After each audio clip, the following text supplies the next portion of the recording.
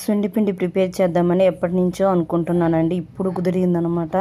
ఇంక ఈ మధ్య అయితే అస్సలు టైం కుదరట్లేదండి. ఇంకా పాపతోనైతే ఈ సుండిపిండి ఇంక సమ్మర్లో అయితే చల్లగా ఉంటుంది, మంచిదనమాట. బేబీస్కి అయితే ట్యాన్ ఉన్నా కూడా రిమూవ్ అవుతుందండి. నల్లగా ఉన్న బేబీస్కి అయితే బాగా ఎఫెక్టివ్గా అయితే పనిచేస్తుంది అనమాట. నేనైతే అన్నీ ఒకే క్వాంటిటీలో అయితే తీసుకున్నానండి.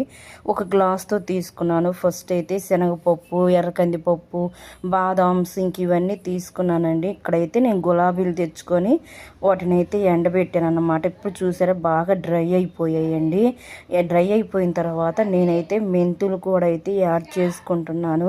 మెంతులు అయితే చాలా మంచిదండి స్కిన్ అనేది స్మూత్ అవ్వడానికి అనమాట. శనగలు ఏంటంటే స్కిన్ అనేది బ్రైట్నింగ్ చేస్తుందండి, ట్యాన్ అయితే రిమూవ్ అవుతుంది అనమాట. రైస్ ఏంటంటే స్కిన్ వైట్నింగ్ అయితే పనిచేస్తుందండి. ఇక్కడైతే పెసలు ఏంటంటే ట్యాన్ అయితే రిమూవ్ చేస్తుందండి. ఒక గ్లాస్ అయితే రైస్ కూడా తీసుకున్నాను. రైసు ఇవన్నీ ఏంటంటే బేబీస్కి అయితే చాలా హెల్ప్ అవుతుందండి. స్కిన్ అనేది చాలా బాగుంటుంది అనమాట. అన్నీ ఒకే క్వాంటిటీలో అయితే ఉండాలండి.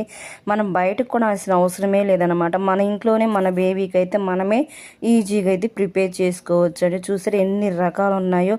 ఈ బాత్ పౌడర్ అయితే చాలా మంచిదండి. నేనైతే ఇక్కడ పసుపు కూడా యాడ్ చేస్తున్నానండి. మామూలుగా బయట పౌడర్స్ లాగా అమ్ముతారు కదా, అదైతే కెమికల్స్ ఉంటాయని చెప్పి నేనైతే మా పాపకైతే కొమ్ములు అయితే వేసానండి, లైట్గా అయితే వేసాను. ఇక్కడైతే నేను మరకైతే పంపిస్తున్నానండి. మన మిక్సీలో కంటే కూడా బయట పట్టిస్తే మెత్తగా ఉంటుందండి.